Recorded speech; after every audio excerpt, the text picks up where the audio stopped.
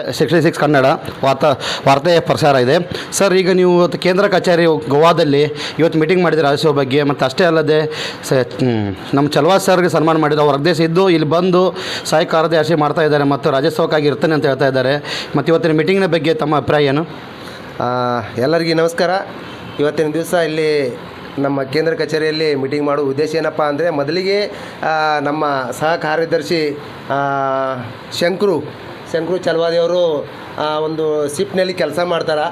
ನಮ್ಮ ಕಾರ್ಯಕ್ರಮ ಕುರಿತವಾಗಿ ಅಡ್ವಾನ್ಸ್ ಇಲ್ಲಿ ಬಂದು ಕಾರ್ಯಕ್ರಮ ತಯಾರಿ ಮಾಡಬೇಕಂತಂದು ಗೋವಾ ರಕ್ಷಣಾ ವೇದಿಕೆಗೆ ಒಂದು ಬೆನ್ನೆಲುಬಾಗಿ ನಿಂತಿದ್ದಕ್ಕೆ ಮೊದಲಿಗೆ ನಾನು ಧನ್ಯವಾದಗಳು ಹೇಳೋಕ್ಕೆ ಇಷ್ಟಪಡ್ತೇನೆ. ಅದೇ ರೀತಿ ಇವತ್ತಿನ ದಿವಸ ಅವರಿಗೆ ಸನ್ಮಾನ ಕೂಡ ಆಯಿತು. ಮುಂದೆ ನಮ್ಮ ಬರೋ ಕಾರ್ಯಕ್ರಮ ಅಂದ್ರೆ ನವಂಬರ್ 9ನೇ ತಾರೀಕಿಗೆ ನಮ್ಮ ರಾಜ್ಯೋತ್ಸವ ಕಾರ್ಯಕ್ರಮವನ್ನು ನಾವು ಹಮ್ಮಿಕೊಂಡಿದ್ದೀವಿ. ಅದರ ಸಲುವಾಗಿ ಇವತ್ತು ನಮ್ಮ ಕೇಂದ್ರ ಕಚೇರಿಯಲ್ಲಿ ಒಂದು ಮೀಟಿಂಗ್ ಆಯೋಜನೆ ಮಾಡಿದ್ದೀವಿ. ಆ ಕಾರ್ಯಕ್ರಮದ ಕುರಿತವಾಗಿ ನಮ್ಮ ರಾಜ್ಯ ಪದಾಧಿಕಾರಿಗಳು ಎಲ್ಲರೂ ಕೂಡಿ ಇವತ್ತು ಒಳ್ಳೆ ಡಿಸ್ಕಷನ್ ಆಯಿತು. ನಮ್ಮ ಮುಂದೆ ಬರೋ ಕಾರ್ಯಕ್ರಮದ ಕುರಿತವಾಗಿ ನಾವು ಸಾಕಷ್ಟು ಹಲವಾರು ಚರ್ಚೆಗಳು ಮಾಡಿದ್ದೀವಿ. ಆ ಒಂದು ಕಾರ್ಯಕ್ರಮ ಯಶಸ್ವಿ ಮಾಡಲಿಕ್ಕೆ ನಾವು ಇವತ್ತಿನ ದಿವಸ ಒಂದು ಮೀಟಿಂಗ್ ಮಾಡಿದ್ವಿ. ಸರ್, ಮತ್ತು ಕರ್ನಾಟಕದಿಂದ ಹಲವಾರು ಕಲಾವಿದರು ಬರ್ತಾ ಇದ್ದಾರಂತೆ. ಮ್ಯೂಸಿಕ್ ಮೈಲಾರಿ ಮತ್ತು ಪರಸು ಕೊಲ್ಲೂರು ಅವರೆಲ್ಲ. ಹೌದು, ಕರೇನು ಸರ್ ಇದು? ಹೋದ ವರ್ಷ ಏನು ಕಾರ್ಯಕ್ರಮ ಮಾಡಿದ್ದೀವಿ, ಆ ಕಾರ್ಯಕ್ರಮದ ಕುರಿತವಾಗಿ ಎದಕ್ಕಿಂತ ಹೆಚ್ಚಿನ ಪ್ರಮಾಣದಲ್ಲಿ ಕಾರ್ಯಕ್ರಮ ನಡೆಸಿಕೊಳ್ಳಲಿಕ್ಕೆ ನಮ್ಮ ಗೋವಾ ಸಂಘಟನೆ ಇವತ್ತಿನ ದಿವಸ ನಿರ್ಮಾಣ ಮಾಡಿದೆ. ಮ್ಯೂಸಿಕ್ ಮೈಲಾರಿ ಆಗಿರ್ಬೋದು, ಇನ್ನೂ ಹಲವಾರು ಸಂಘ ಸಂಸ್ಥೆಗಳಿಂದ ನಾವು ಕರೆಸಿ ಈ ಕಾರ್ಯಕ್ರಮವನ್ನು ಯಶಸ್ವಿ ಮಾಡಲಿಕ್ಕೆ ಇವತ್ತು ಮೀಟಿಂಗ್ ಆಯೋಜನೆ ಮಾಡಿದ್ದೀವಿ. ಧನ್ಯವಾದ ಅಧ್ಯಕ್ಷರೇ, ನಮಸ್ಕಾರ. ರಕ್ಷಣಾ ವೇದಿಕೆ ಉಪಾಧ್ಯಕ್ಷರಾದಂಥ ರುದ್ರೇಸ್ವಾಮಿ ಹಿರೇಮಠ ಅವರು ತಮ್ಮ ಹಂಚಿಕೆಯನ್ನು ಹಂಚ್ಕೋಬೇಕು. ಇವತ್ತಿನ ದಿನ ಇಡೀ ನಮ್ಮ ಗೋವಾ ಕನ್ನಡಿಗರಲ್ಲಿ ತಿಳಿಸೋದೇನಪ್ಪ ಅಂದ್ರೆ, TV 66 ಮುಖಾಂತರ ಇವತ್ತು ಇಡೀ ಗೋವಾ ಕನ್ನಡಿಗರಿಗೆ ಒಂದು ವಿಷಯ ತಿಳಿಸೋಕೆ ಇಷ್ಟಪಡ್ತೀನಿ. ನಾಳೆ ಬರುವಂಥ ನವಂಬರ್ 9ನೇ ತಾರೀಕಿಗೆ ಜವಾಹರ್ ನಗರದ ಸೈಕ್ಲೋನ್ ಹಾಲ್ನಲ್ಲಿ ನಾವು ಕರ್ನಾಟಕ ರಾಜ್ಯೋತ್ಸವವನ್ನು ಅತಿ ವಿಜೃಂಭಣೆಯಿಂದ ಆಚರಣೆ ಮಾಡಲಿಕ್ಕೆ ಒಂದು ತಯಾರಿ ನಡೆಸಿವು.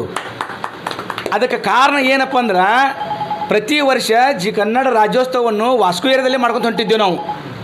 ಈ ಸಲ ಹೆಚ್ಚಿನ ಅಭಿಮಾನಿಗಳು ಎಲ್ಲರೂ ಸೇರಿಕೊಂಡು ನಮ್ಮ ರಾಜ್ಯದ ರಾಜ್ಯಾಧ್ಯಕ್ಷನನ್ನು ಜವಾಹರ್ ನಗರದಿಂದ ಆಯ್ಕೆ ಮಾಡಿದರು. ಅದಕ್ಕೋಸ್ಕರ ಜವಾಹರ್ ನಗರದಲ್ಲೇ ನೀವು ರಾಜ್ಯದ ಕರ್ನಾಟಕ ರಾಜ್ಯೋತ್ಸವ ಕಾರ್ಯಕ್ರಮವನ್ನು ಜವಾಹರ್ ನಗರದಲ್ಲೇ ಸೈಕ್ಲೋನ್ ಹಾಲ್ನಲ್ಲಿ ಮಾಡಬೇಕಂತ ಅದೆಷ್ಟೋ ಪ್ರೇಕ್ಷಕರು ನಮ್ಮ ಅಭಿಮಾನಿಗಳು ಹಿಂದೆ ಬಿದ್ದು ನಮಗೆ ಇಲ್ಲೇ ಮಾಡಿರಿ, ನಾವು ಇಲ್ಲೇ ನೋಡುವಂಗಾಗೈತೆ ಅಂತ ಹೇಳಕತ್ತಿರು.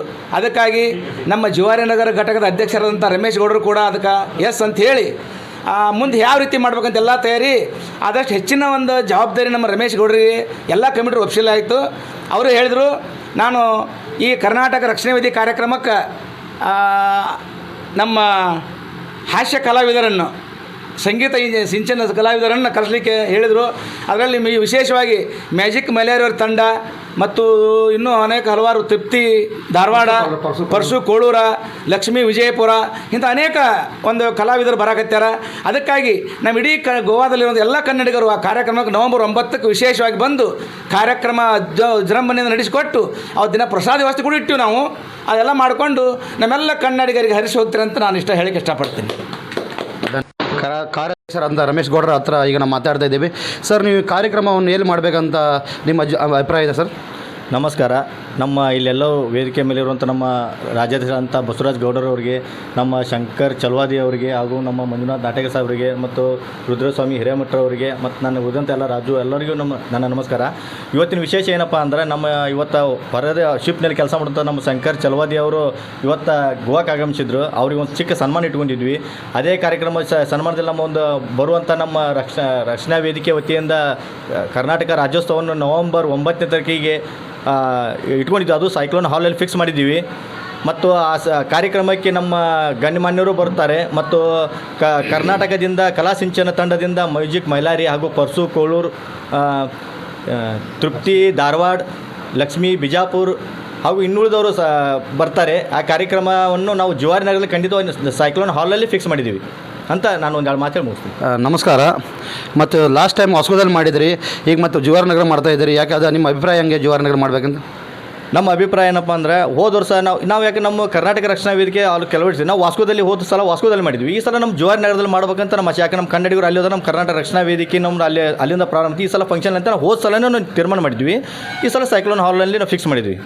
ನಮಸ್ಕಾರ. ಘಟಕದ ಅಧ್ಯಕ್ಷರು ಚೆನ್ನಾಗಿ ಮಾತಾಡಿದ್ರು. ಯಾಕಂದರೆ ಈ ಸಲ ಜಿವಾರದಲ್ಲಿ ಮಾಡಬೇಕು. ಯಾಕಂದರೆ ಎಲ್ಲ ಕಡೆ ಮಾಡೋ ಅವರು ಇಚ್ಛೆ ಇದೆ. ಪೂರಾ ಗೋವಾದಲ್ಲಿ ಅವರು ರಕ್ಷಣಾ ವೇದಿಕೆ ಹರಡಲು ಒಂದು ಸಂಚಲನ ಮಾಡ್ತಾ ಇದ್ದಾರೆ ಮತ್ತು ಆಲ್ರೆಡಿ ಹರಡಿದೆ ಈಗ.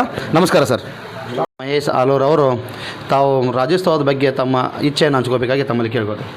ಇವತ್ತು ಇಲ್ಲಿ ಸೇರಿರುವಂಥ ನಮ್ಮ ಕರ್ನಾಟಕ ರಕ್ಷಣಾ ವೇದಿಕೆ ರಾಜ್ಯಾಧ್ಯಕ್ಷರಾದಂಥ ಬಸವರಾಜ ಗೌಡರಿಗೆ ಮತ್ತು ಸಂಸ್ಥಾಪಕ ಅಧ್ಯಕ್ಷರಾದಂಥ ಮಂಜುನಾಥ್ ನಾಟೇಕರ್ ಸಾಹೇಬರಿಗೆ ಮತ್ತು ನಮ್ಮ ಶಂಕರು ಅವರಿಗೆ, ನಮ್ಮ ರುದ್ರಸ್ವಾಮಿಗಳು, ಘಟಕದ ಅಧ್ಯಕ್ಷರಾದಂಥ ರಮೇಶ್ ಗೌಡ್ರಲ್ಲಿ, ಪರಸು ಪೂಜಾರಲ್ಲಿ, ಎಲ್ಲ ನನ್ನ ಸ್ನೇಹಿತರಿಗೂ ಮೊದಲಿಗೆ ನಾನು ನಿಮ್ಮ ಮಹೇಶ್ ಆಲೂರ್ ಮಾಡುವ ನಮಸ್ಕಾರಗಳು. ಮತ್ತು ಕರ್ನಾಟಕ ರಾಜ್ಯೋತ್ಸವ ನಾವು ಮಾಡಕತ್ತೀವಪ್ಪ ಅಂದ್ರೆ ಎಲ್ಲ ಕನ್ನಡಿಗರಿಗೆ ಅತ್ಯಂತ ಖುಷಿಯ ವಿಚಾರ ಅದು. ಅದರ ಮೇಲೆಗೆ ಇನ್ನೊಂದು ವಿಶೇಷ ಹೇಳ್ಬೇಕಂದ್ರೆ ಈಗಾಗಲೇ ನಮ್ಮ ಹಿರಿಯರಾದಂಥ ರುದ್ರಮೂರ್ತಿಯರು ಹೇಳ್ಯಾರ, ಜವಾಹರ್ ನಗರದಾಗ ಅತ್ಯಂತ ನಮ್ಮ ಯುವ ಚಿನ್ಮನಿ ಆದಂಥ ನಮ್ಮ ಆಪ್ತ ಸ್ನೇಹಿತರಂಥ ಬಸವರಾಜ ಗೌಡರು ಈ ಸಲ ಕರ್ನಾಟಕ ರಕ್ಷಣಾ ವೇದಿಕೆ ಗೋವಾ ರಾಜ್ಯಾಧ್ಯಕ್ಷ ಆಗ್ಯಾರ.